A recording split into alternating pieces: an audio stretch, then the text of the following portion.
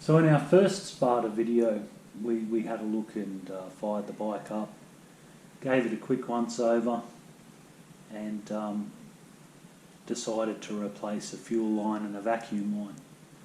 So we'll get stuck into doing that now. In the last video, we took the seat off and the bolt that restrains the tank. Now, the tank still isn't quite ready to come out. We need to disconnect the fuel line and the vacuum line, and then she'll probably just slide straight out. There's no fuel gauge, so there shouldn't be any additional wiring. Now, the vacuum line has become quite dry and brittle, so it falls off. That's the problem with that one. If we have a look here, what I'm actually doing, I suppose, you can see we sort of followed the fuel line into the fuel tap and just basically unplugging those, and hopefully the tank will straight off. Perch that back there.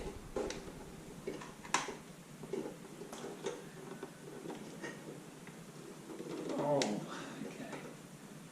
She's quite soft.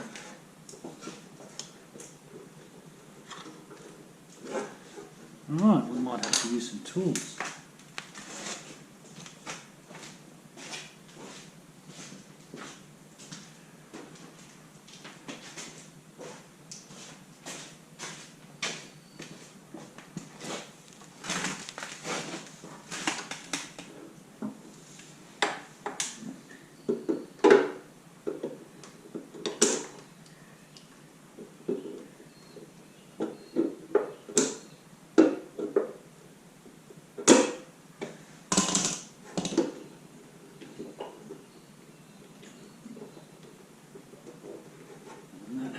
Definitely not been taken off in a long time.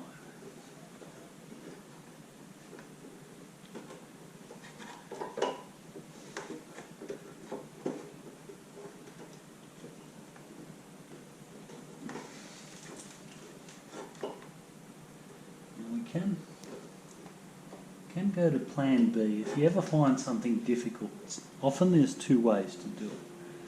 Another option for us here, with this being a little bit hard to take off, is to actually remove that join there at the fuel filter instead, and then we'll have better access to the tank and we're less likely to damage anything. And the idea is to fix the bike, not make more chunks fall off it. So we might do that.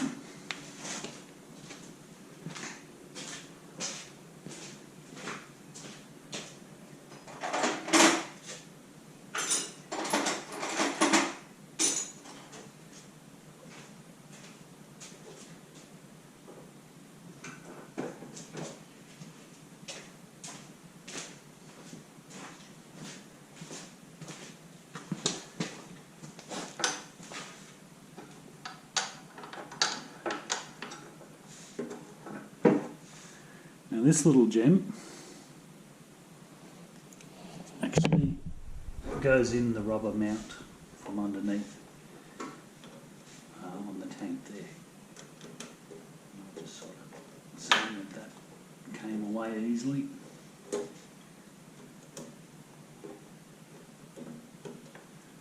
I'd move that to a safe place. Bit of a guide, it's always a good idea to turn the fuel tap into the off position when you do something like this. I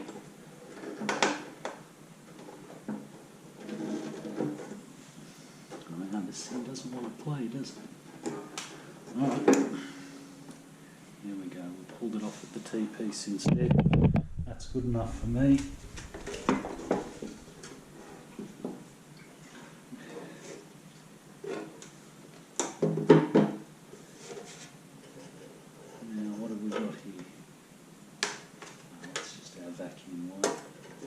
So that's the fuel tap on the bottom of the tank.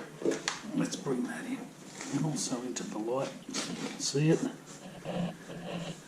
It's the underside of our tank. Fuel tap. That's your switch, of course, to turn your fuel on and off. This little gem is the one that's giving me all the grief.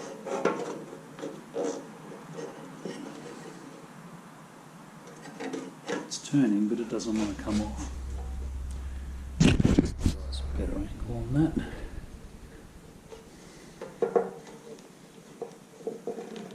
Ah, and we got her. There we go. And that thing that I showed you before actually goes in there and just stops the rubber from collapsing. The rubber prevents too much vibration.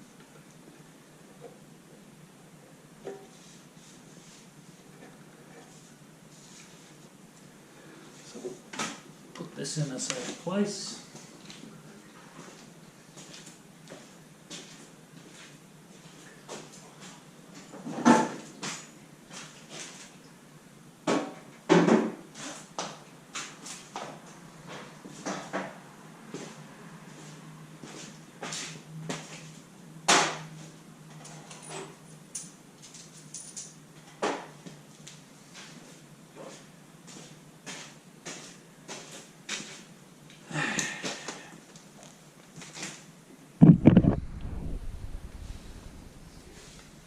So that's the length of fuel line we want to replace.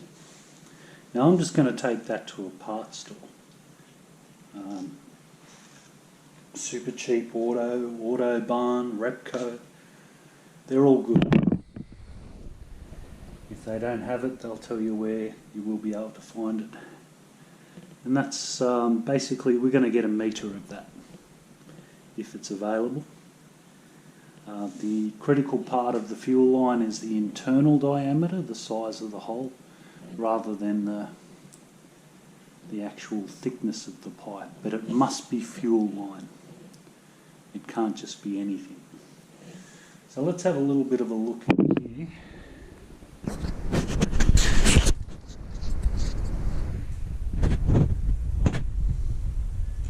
That's the other end of our vacuum line that we were looking at before. Oof, and out she comes. Once again, it's the internal diameter. That's the critical one. And we have our back cylinder carburetor here. Our forward one here, which we barely see. That's our air filter there. We also have good access to the spark plugs, so maybe if we were intelligent we'd think, well, maybe we should do the back spark plug while we're here. Let's have a look and see what it looks like. Pop you guys back there. Let's see if we can make it come off. Yep, nice. Now the spark plug's in a recess.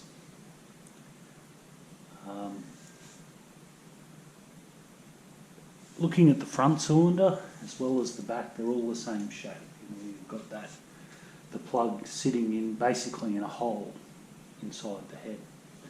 Now, when you ride around, dust, dirt all accumulates in there. It's really bad just to pull the spark plug out. You should think about cleaning it up a bit first. I mean, squirt some water down in there and then let it dry completely before you take it out. Compressed air, of course, always much better. So let's warm the compressor up.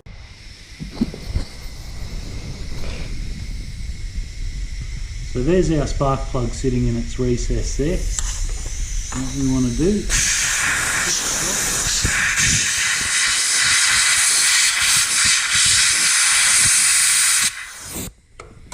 get rid of all the dirt. And we'll find ourselves a spark plug spanner.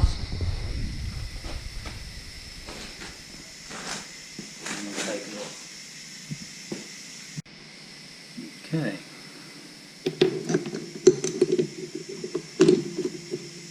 So I've got myself a socket. And it's very tight in there.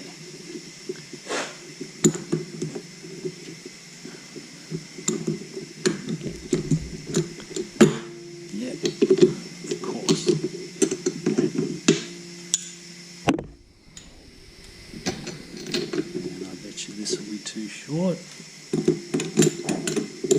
no, we're good.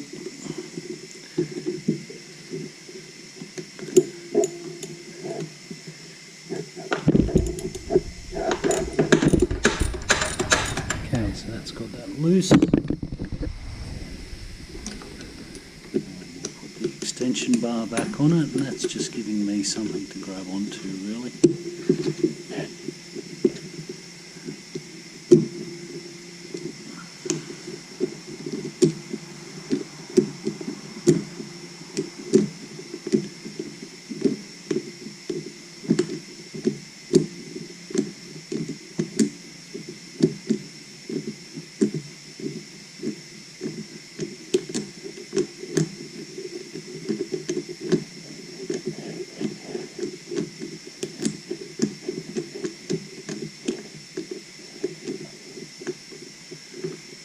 Feels like it's good. It is. So let's see what we can see.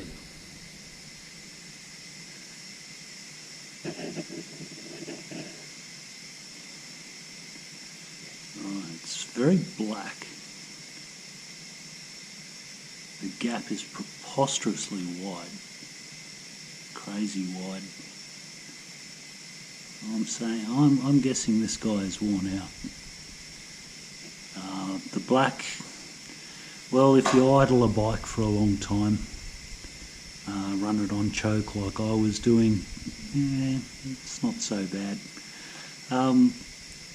To really tell the condition of the engine, you really need to be looking at a spark plug that's just gone down the highway.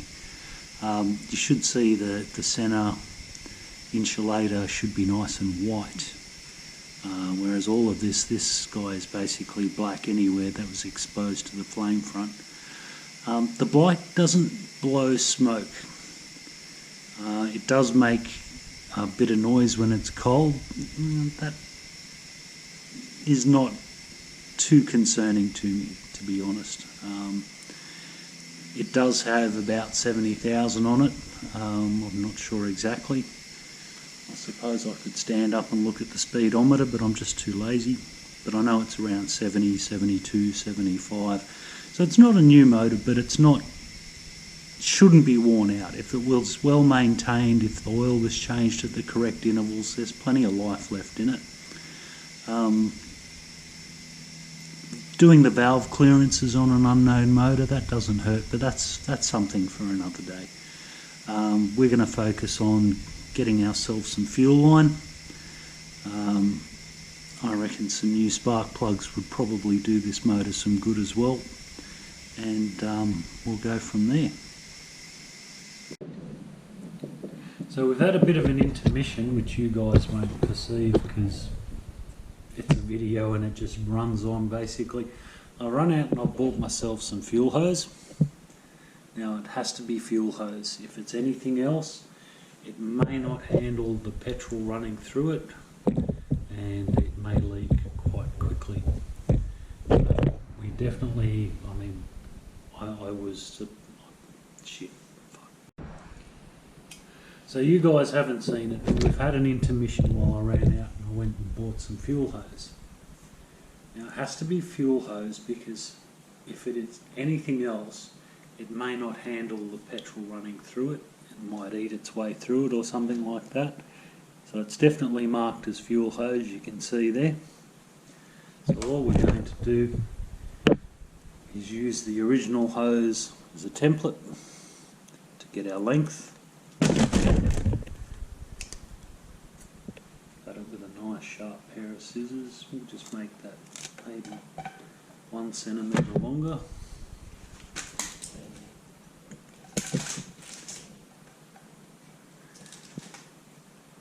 Try and cut the edges nice and square so it goes back where it's supposed to go neatly. And we're going to salvage the clips off the end of it.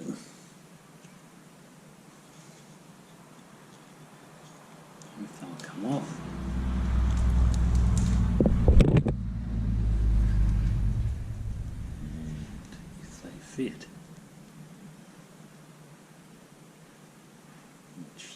Do. having persuaded that, now have our clips on the end as well. We just need to slide that where it's going to go. And we'll see how lucky I am, because usually when these are new, they can be painful.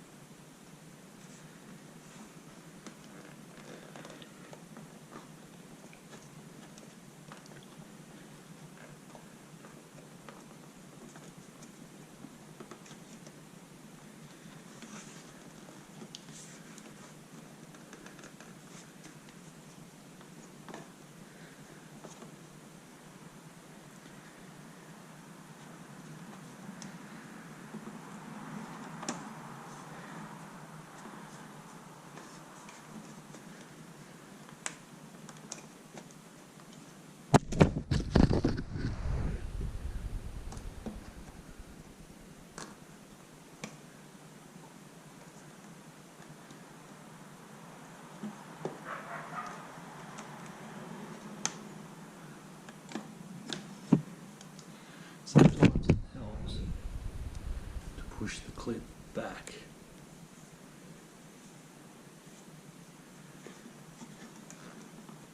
So that it's not part of the problem while you're trying to jam this on.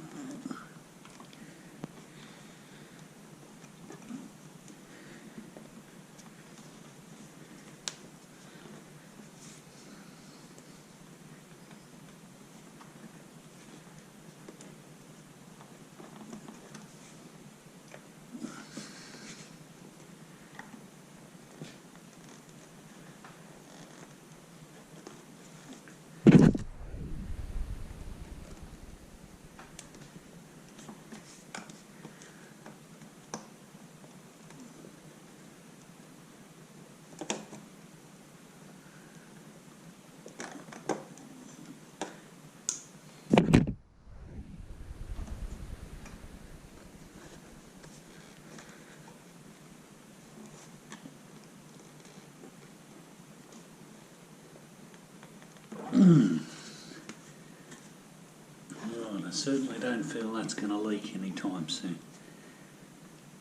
Oh, too much like hard work.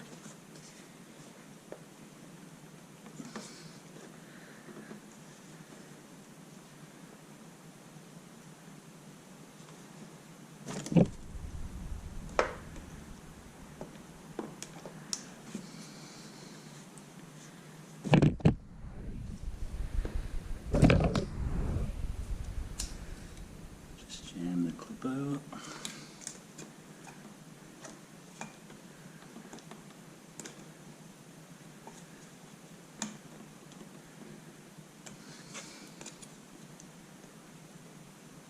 And we're pretty much done on that end. And we want to repeat the process for our vacuum lines. Pull the clips off.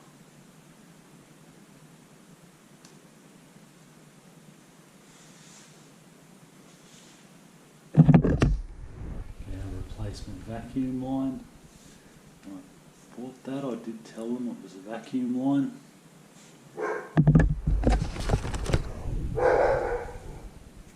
Cut it to size.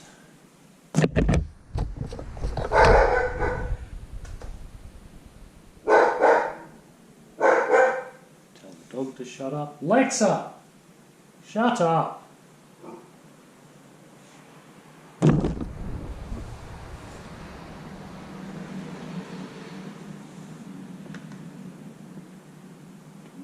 guys could hear that, but that's our resident German Shepherd.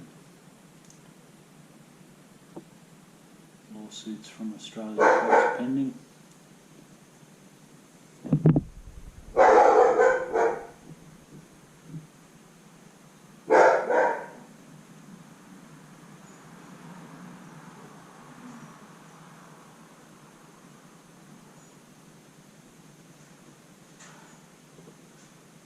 Okay, so once again we've got clips on both ends.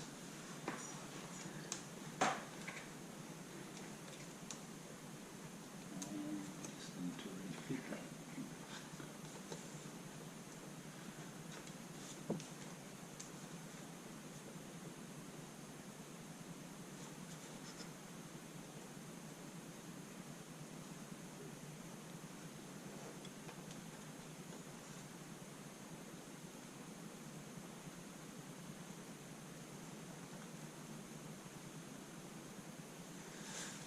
That.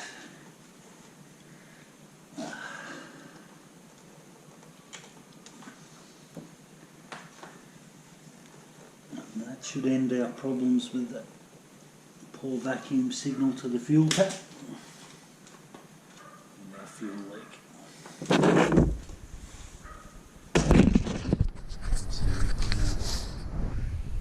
New fuel line there, that's the T-piece where I joined it onto.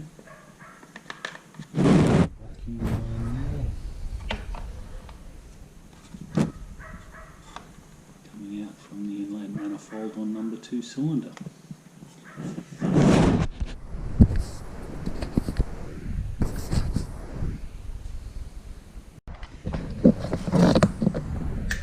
Now we also had a quick look at the spark plug on this cylinder. We came to the conclusion that a new one wasn't a bad idea. Now, while I was off getting the fuel line, I put the spark plug back into the appropriate place, just finger tight. And the reason for that is that you don't want to get dirt inside your engine because it'll cause premature wear and damage. There's our old spark plug.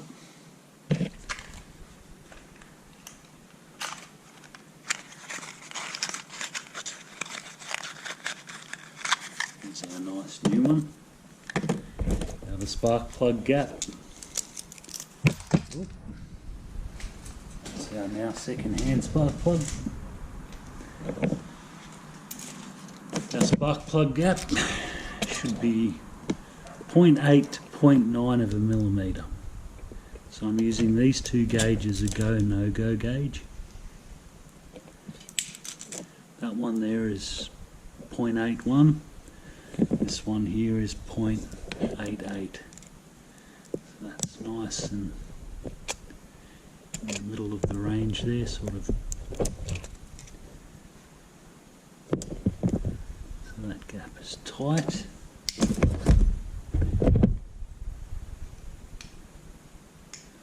What we do is we just prise it gently to make it open up a little bit.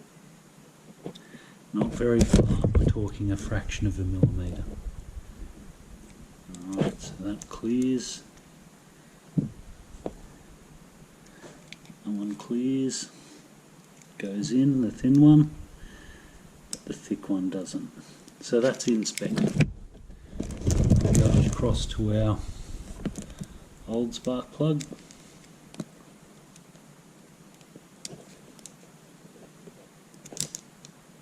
That was also inspected. But because we don't know the history of the bike, it's always a good idea to put new plugs in there, simply so that you know when its plugs were done.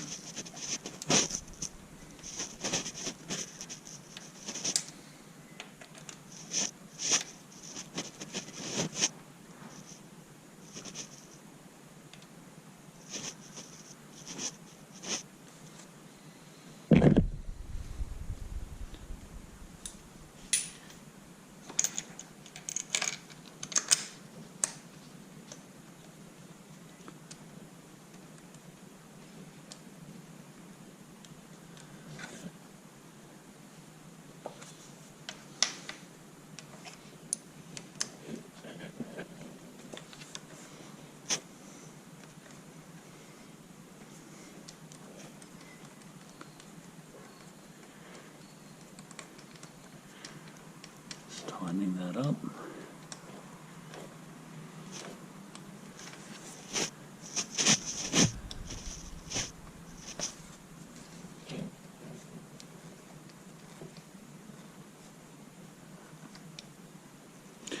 That's finger tight.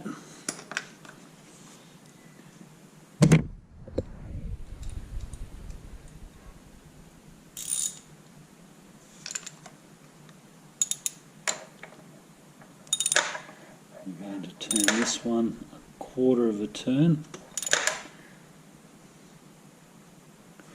That's going to compress the washer on it.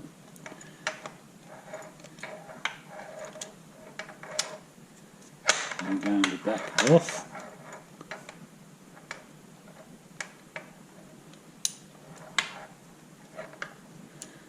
And take it up till it makes contact again.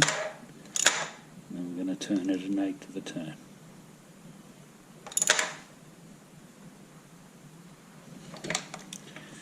There we go.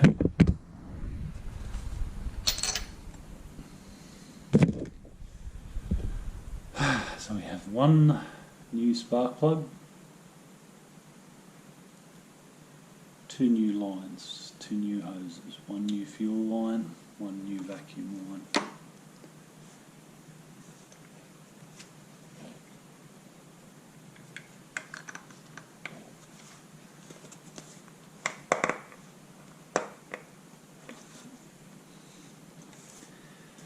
Now, do we start it up and test it, or do we go further with it? That's a good question. The air filter is another unknown quantity. The valve clearances are another unknown quantity.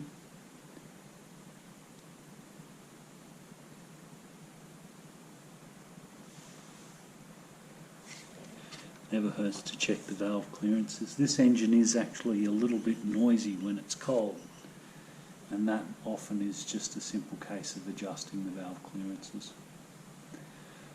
The air filter we should have a look at, because they're probably getting hard to get at this point. I guess that's a better angle on that. So there's just a couple of screws here.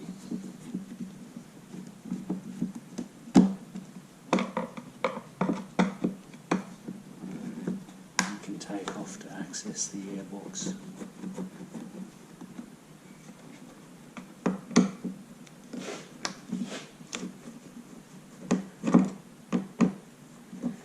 Coming quite easily, so somebody's done this before, I'd say.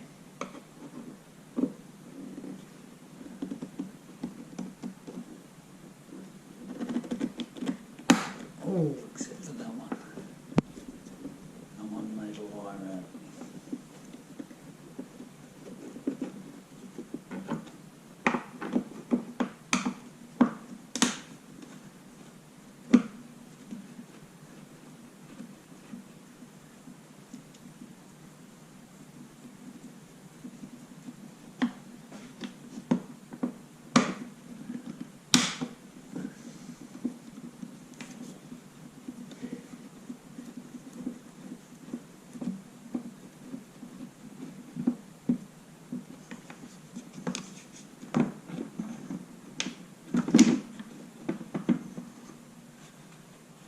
Okay, and that's filter in pretty reasonable condition. I think we'll give that a clean off.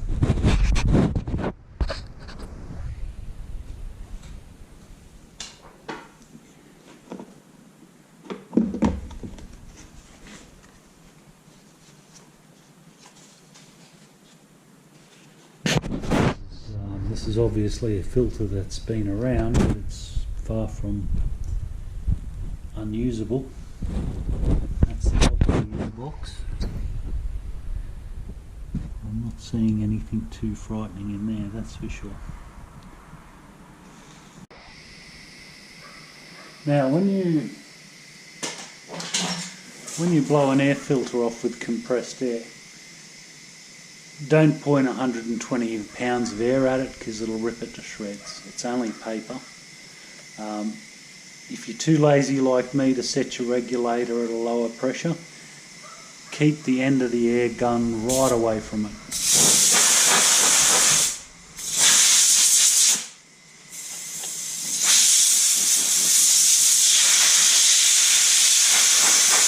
Don't get right up to it, because that won't do it any favours.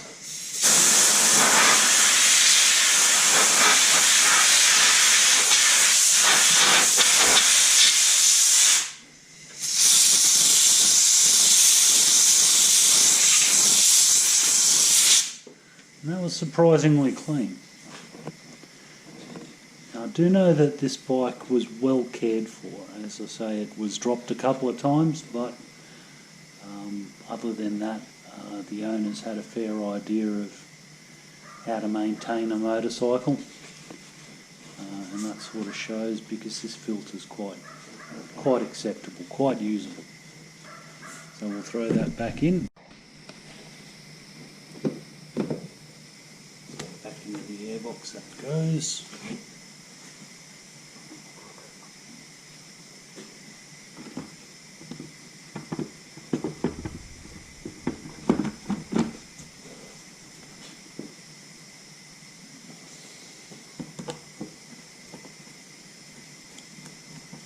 There's 6 screws retaining this, 6 screws keeping her on.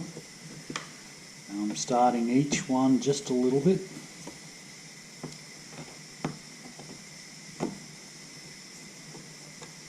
First of all, make sure they'll start.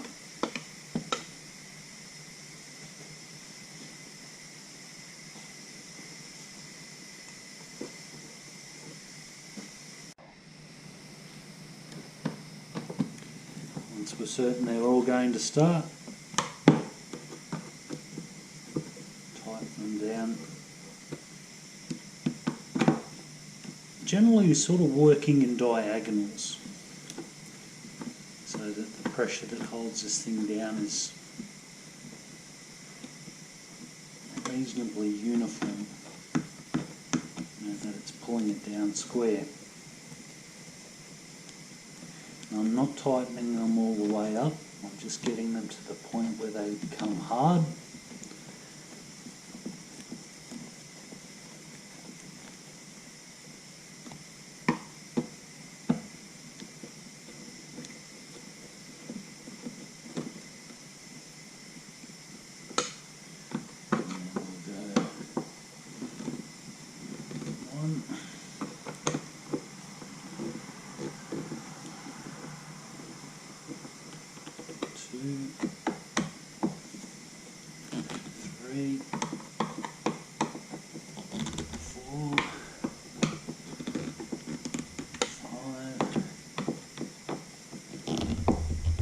Six,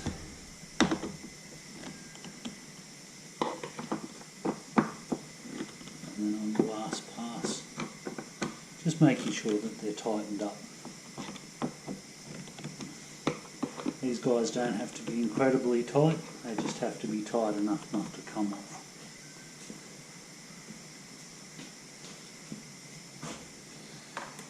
So we've done one spark plug and the air filter. What's next? Well, normally I would just carry on and do the valve clearances on the back cylinder as well. But that's really a video that, you know, is of interest to Spada owners in its own right. So I think at this point what we'll do is we'll just pop the tank back on it, see how we went repairing our fuel leaks, and then fire it up and then go from there.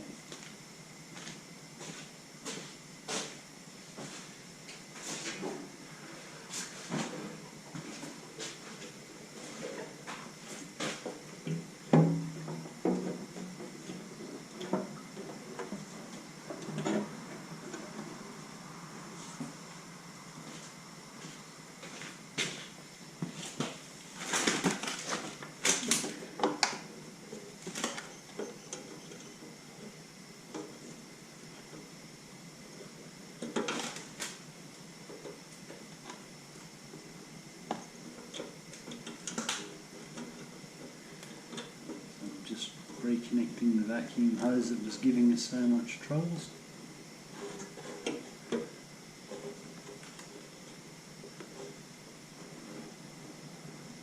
I'll mentally prepare myself for the struggle of putting on the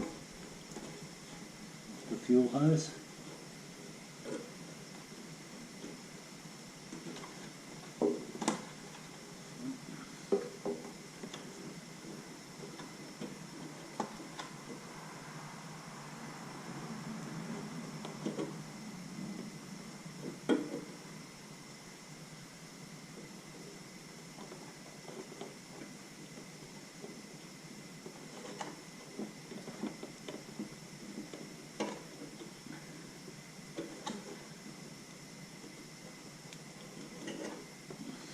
Yeah, it's every bit as good as I thought it would be. Just like the other end, we'll push the clip down. It gets easier as the fuel lines get older because they tend to bell out. Where that slips onto the spike, the fitting that it goes onto, it will get slightly larger. And that just makes it easy to fit.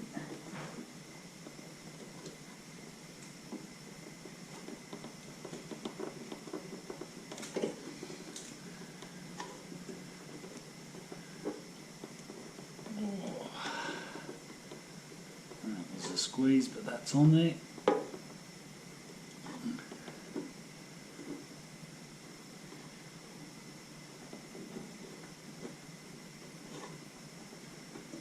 At this point, we'll leave the clip off because I'm going to take that cap off in very shortly anyway, so that we can look at doing the valve clearances.